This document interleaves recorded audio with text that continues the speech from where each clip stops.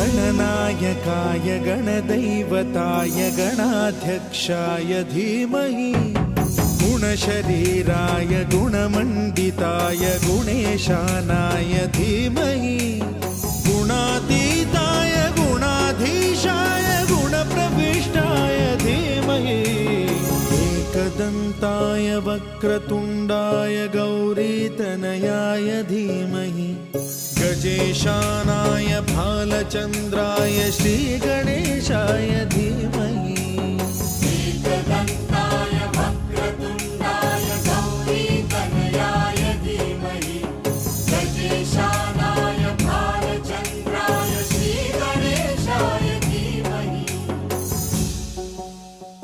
क्लाम्बरधरं विष्णुं शशिवर्णं चतुर्भुजं प्रसन्नवदनं ध्यायेत् सर्वविघ्नोपशान्तये क्लाम्बरधरं विष्णुं शशिवर्णं चतुर्भुजं प्रसन्नवदनं ध्यायेत् सर्वविघ्नोपशान्तये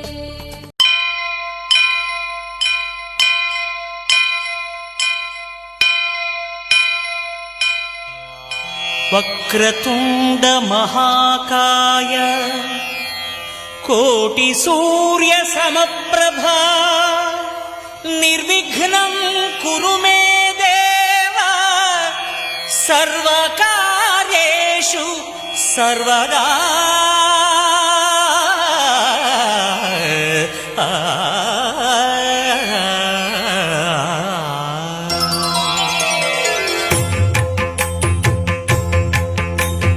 जय जय शुभकर विनायक श्रीकाणिपाकवर सिद्धि विनायक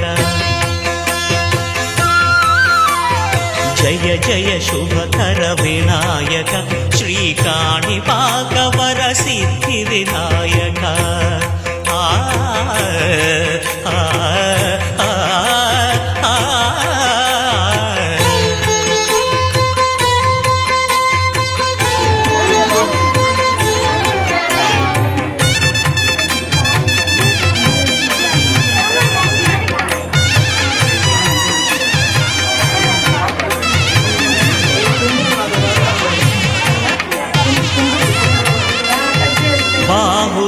నదీ తీరములోన బావిలోన వెలసిన దేవ మహిలో జనులకు మహిమలు చాటి ఇహ పరముల నిడు మహానుభావ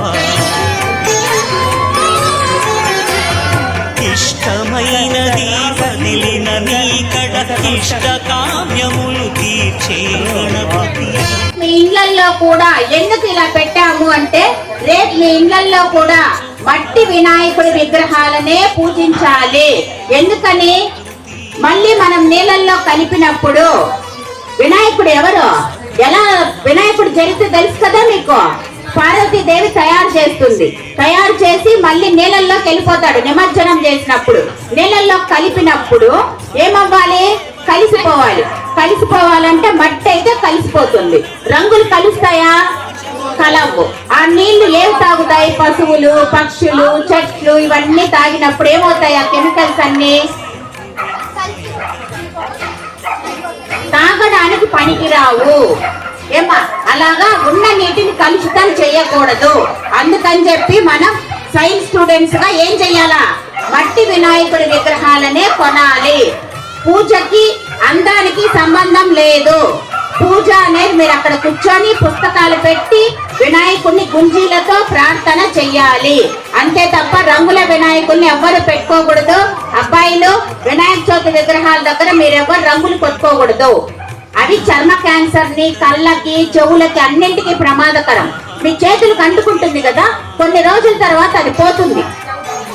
ఏమవుతుంది, ఎలా పోతుంది, మీరు తినేస్తారు, లోపలికి వెళ్ళిపోతుంది. అలాంటి హానికర రసాయనాలన్నింటినీ మీరు కడుపులోకి తీసుకోకూడదు. అందుకని రంగులు కొట్టుకునే చోటుకు పోవద్దండి.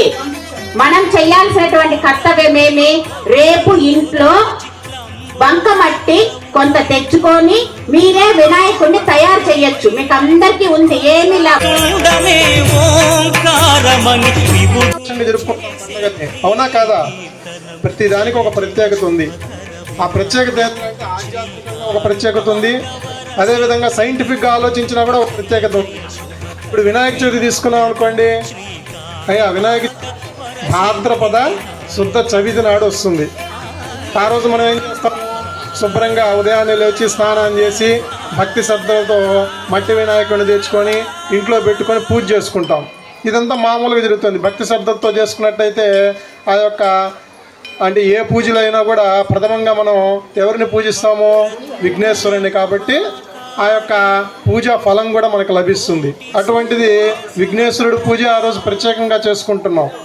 అవునా కదా? కాబట్టి విద్యలు అన్నీ కూడా బాగా మనకి వచ్చేదానికి అవకాశం ఉంది. కాబట్టి రేపు అందరూ కూడా భక్తి శ్రద్ధలతో చేయండి. ఇప్పుడు నేను చెప్పదలుచుకుంది ఏంటంటే మట్టి విగ్రహాన్ని ఎందుకు చేయాలి, ప్లాస్టర్ ఆఫ్ ప్యారిస్తో ఎందుకు చేయకూడదు అనేది మనం తెలుసుకోవాలి. అసలు శాస్త్ర ప్రకారం మనం తీసుకున్నా కూడా మట్టితో మనం ఎందుకు విగ్రహం చేస్తున్నాం అంటే ఈ భాద్రపద శుద్ధ చవితి నాడే ఎందుకు పెట్టారంటే అది ఆధ్యాత్మికంగా పక్కన పెట్టేసిన వానలు ప్రారంభమయ్యేటువంటి సీజన్ రా ఇది. కాబట్టి వానలు ప్రారంభమయ్యేటప్పుడు ఏం చేస్తారు? చెరువుల నిండా నీళ్లు నిండాలి. అప్పటిదాకా పూడికి వచ్చేస్తుంటుంది చెరువుల్లో వాటిల్లో. కాబట్టి మనం ఏం చేయాలి? ఆ చెరువుల్లో నుంచి మట్టిని తీసుకొచ్చి విగ్రహాలు చేసి వాటిని మనం పూజించడం జరుగుతుంది. దానివల్ల ప్రతి ఇంటి నుంచి మనం మట్టిని తీసుకొస్తాం కదా, చెరువు మట్టి. ఆ మట్టి తీసుకురావడం వల్ల ఏమవుతుంది? పూడికి చాలా వరకు తీసిన వాళ్ళం అవుతాం. దానివల్ల వానలు పడి చెరువు నిండా నీళ్ళు అవుతాయి. మరి మట్టితో మనం పూజ చేసిన తర్వాత వినాయకుడిని తయారు చేసుకొని పూజ చేసిన తర్వాత ఆ మట్టిని నిమజ్జనం చేయమంటున్నారు. నిమజ్జనం చేసేటప్పుడు ముఖ్యంగా ఫస్ట్ చేయాల్సింది ఏంటంటే సముద్రంలో చేయాలిరా. సముద్రంలో నిమజ్జనం చేయడం అనేటువంటిది అన్నిటికంటే శ్రేష్టమైంది. తర్వాత నది, తర్వాత చెరువు, తర్వాత బావి. కాబట్టి ఈ విధంగా తెచ్చుకున్నటువంటి విగ్రహాలు చెరువులో నుంచి తెచ్చుకున్నా మనం నిమజ్జనం చేసేటప్పుడు ఏమైపోతుంది? రకరకాలుగా సముద్రాలకు వెళ్ళిపోతుంది, నదుల్లోకి వెళ్ళిపోతుంది, ఆ విధంగా వెళ్ళిపోతుంది. అంటే ఫైనల్గా చెరువుల్లో పూడికి తీయడం అనేటువంటిది మనకు తెలియకుండానే చేస్తున్నాం. అంటే నేను పోయే క్లాసులకంతా సూపర్ బ్రెయిన్ యోగా అని చెప్పాను, గుర్తుందా? గుర్తుందా? ఎలా చేయాలి?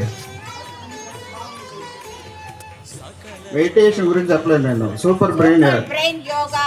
సూపర్ బ్రెయిన్ యోగా అంటే గుంజులలో భాగం. గుంజులు పెట్టేటప్పుడు చెవులు ఎలా అంటే అలా పెట్టుకోకూడదు నాయన. ఫస్ట్ లెఫ్ట్ హ్యాండ్ ఏది? రైట్ హ్యాండ్ ఎత్తా అంటారు. లెఫ్ట్ హ్యాండ్ ఎడమ చేతిని, ఓకేనా? ఈ తంబు ముందుకు రావాలి, ఓకేనా? సేమ్ అదే విధంగా రైట్ హ్యాండ్ లెఫ్ట్ అయిన తర్వాత రైట్ తమ్ము ముందరకు రావాలి, ఓకేనా? బొట్టన వేలు ముందుకుండాలి, ఓకేనా? బొట్టన వేలు ముందుకుండాలి. చాలా మంది తప్పు పెడుతున్నారు. బొట్టన వేలు ముందుకు రావాలి. బొట్టన వేలు first left hand, next right hand, ఓకేనా? ఇది యూట్యూబ్లో కూడా ఉంది, సూపర్ బ్రెయిన్ యోగా అని. మాతా పితలకు ప్రదక్షిణముతో మహాగణపతిగా మారావు. భక్తుల మొరలాలిచి బ్రోచుటకు గజముఖ గణపతి వైనావు. బ్రహ్మాండమునే బొజ్జలో దాచి